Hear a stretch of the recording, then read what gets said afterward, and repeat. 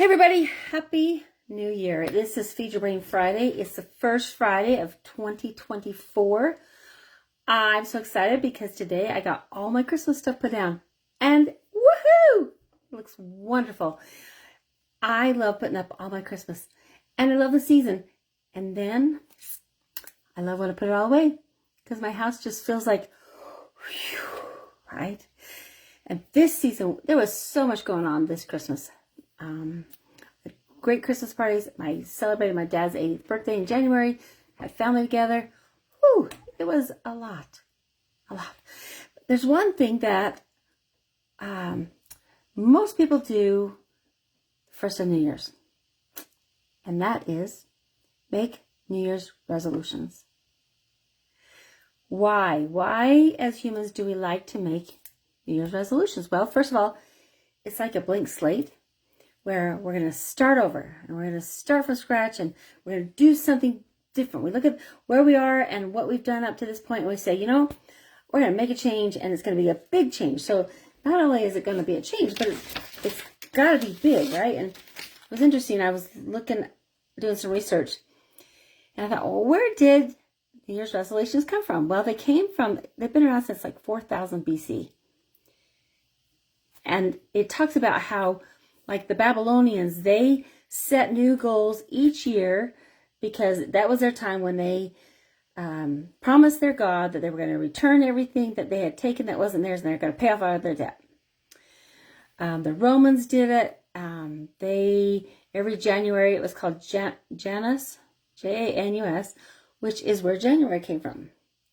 But if you go back to where the resolutions came from, they were all related to spiritual, religious reasons.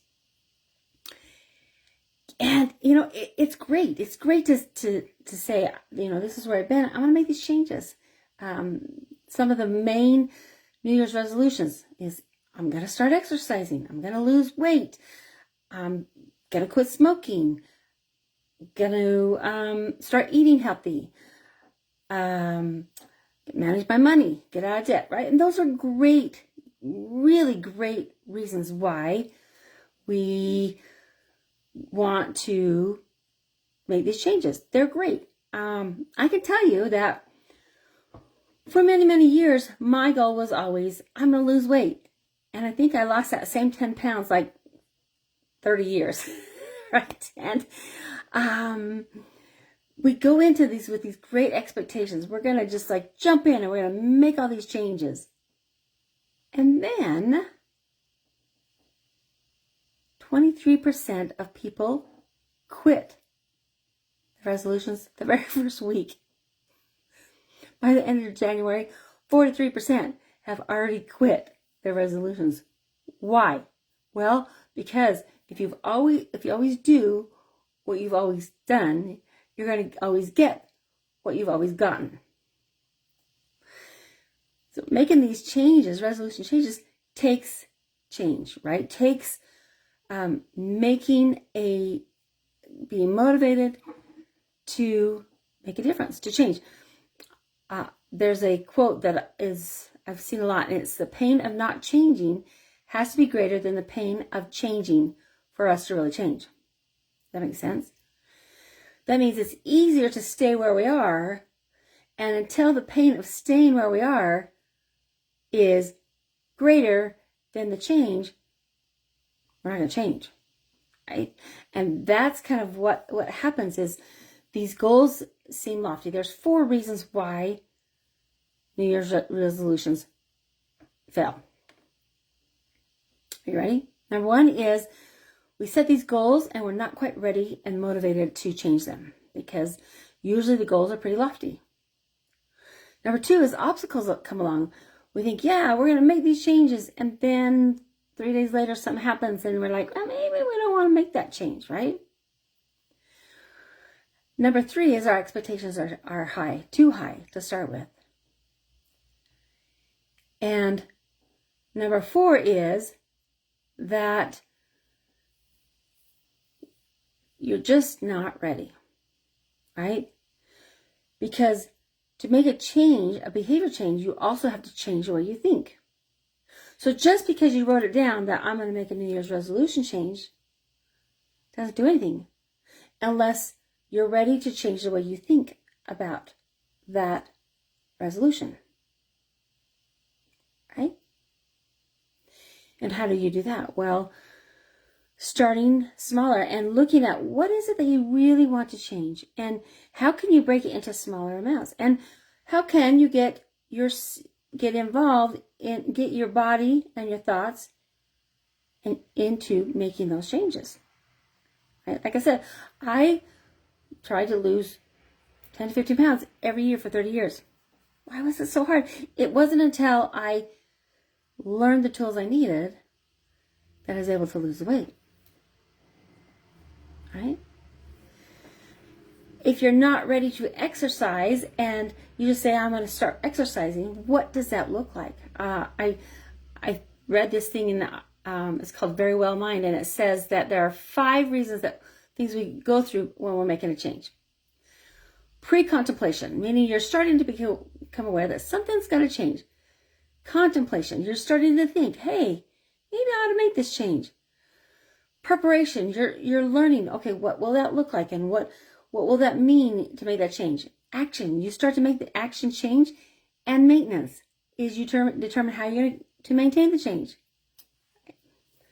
I thought that was a really good way to look at it. Now, not every decision or change has to be a huge process. I've seen, as a hypnotherapist, people come in and they're stuck and they can't break through that stuckness because the conscious and subconscious are thinking differently. And once they get the subconscious to understand, wow, this is why I'm stuck, that aha can be instant. And that is really, really cool. What would it look like to start with a small goal? First of all, we got to figure out what is going on. We can say, hey, I'm gonna quit eating sugar. But if you're using it as a security blanket for like comfort, right? And emotional comfort, the chances of you staying off sugar, pretty slim. If your body is liking sugar so much, you're going to be white knuckling it. Or if your brain is using sugar to feed those neurotransmitters, those happy conflict chemicals in your brain, and you just say, I'm going to flat out quit using them or eating sugar, it may not be quite that easy. Yes, you can white knuckle in it. And some people are stronger than the 43% that start their resolution and end it by the end of January. Right? So there's, 57% of people that literally can white knuckle through it to make the changes. But most people, if they make a change and it starts to get hard, they're not going to. So then how can you make a change that's going to last? You are going to look at it through the brain, body, and emotion. Is there a reason in your brain that you're craving the sugar? Is it feeding one of those neurotransmitters, dopamine, serotonin, GABA, and endorphins? You know, we are into January. It's cold. It's dark. It's easy to be put into what's called SAD, seasonal affective disorder, right? Or winter blues. And when that happens, that's because of low serotonin. When your serotonin is low, the craving for sugar is afternoon, evening, right?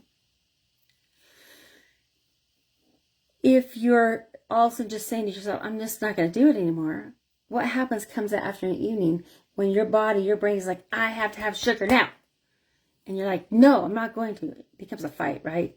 And usually, guess which one wins? The brain. Yes. If it's because of your body, by changing and tweaking what you're eating, even if it's just a little bit, adding more protein to your diet can help you, not only because it's going to feed the brain, but it's also going to level out your blood sugar so you're not doing this spike, crash, right? Because when you let your blood sugar crash, you go into what's called a hypoglycemic state, which shuts this off, makes you irritable and irrational, and makes it very difficult to make and keep the changes that you're making. Then the last part is your thoughts, right? If you're using that sugar for emotional support, like an emotional blanket, yeah, it's going to be like taking away somebody's blankie. So taking away that sugar when you're using it because it's feeding, it's giving you comfort or reward, or helps you numb out, or it's giving you energy, or it's giving you, helping your brain to be able to give it some type of reward. It's always difficult. It's very difficult to let it go. But that doesn't mean you can't. So if you're looking at the new year and saying, I want to make changes, well then let's support the changes, right? Let's feed the brain food, specific amino acids that help to feed the brain, feed the body with nutrition, and feed and change your thoughts through hypnotherapy. It's like a 3-legged stool. It's amazing. And it can bring optimal health. Not only for you, but for your children, your teenagers, and your spouse. All right, guys. Happy New Year. Make it a great day. Make it a great weekend. And keep smiling. I'm Shelly Jo with Shelly Jo Hypno Aminos, also known as Amino Acid Lady. Hypnoaminos.com. That's where you're going to look. And if you want more information, just leave it in the comments. Yeah. Make it a great day. Keep smiling. Bye.